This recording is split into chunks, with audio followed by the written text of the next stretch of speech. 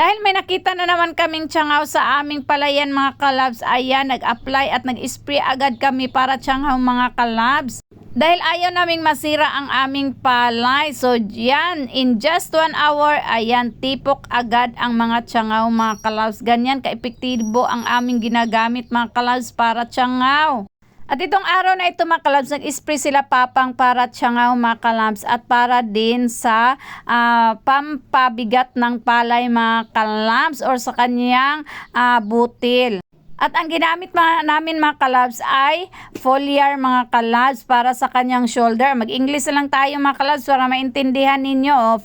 Shoulder or sa amin kasi tinatawag yung abagahan or sa balikat ng palay mga kalabs. At gumamit din kami ng jade. Baka naman jade company, magbigay kayo. Char. Epektibo talaga ang jade para sa tsangaw mga kalabs. Tipok agad ang tsangaw. At in just 1 hour, wala na sila mga kalabs. At groomer ang ginamit namin mga kalabs para sa abagahan or shoulder ng palay mga kalabs. Sa mga nagtatanong bakit pa daw kami nag-a-apply na malapit naman daw kaming magpa-harvest, ganito kasi yun mga kasaka, nag-a-apply kami kasi yung palay namin ay hindi po para pang bigas mga kalabs, para ito pang similya kasi nga nagpo-produce kami ng seeds kasi nga mga seed producers kami mga kalabs.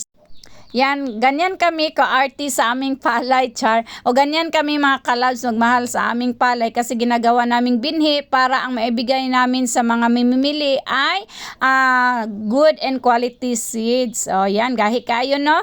So, nakabisaya na punta. So, ganyan mga kalabs, ganyan ang ginagawa namin para ang aming palay ay maganda at maganda din ang similya na aming maibigay sa mga customers. Sa gusto mag-order, magpa-reserve ng semilya mga kalabs, you can PM me or go to Damsef Co-op sa Tagum mga kalabs. O yan, maraming seeds tayo ngayon. At ang aming seeds ngayon mga kalabs is, sa amin lang na area is 402 and RC160.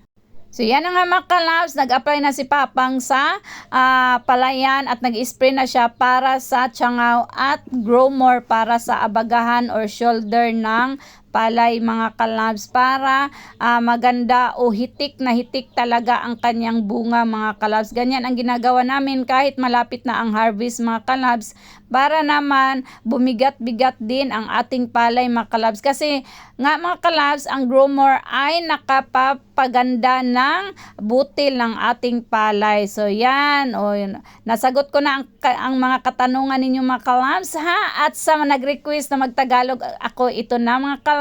And happy Sunday and happy farming mga kalabs. Love ang all.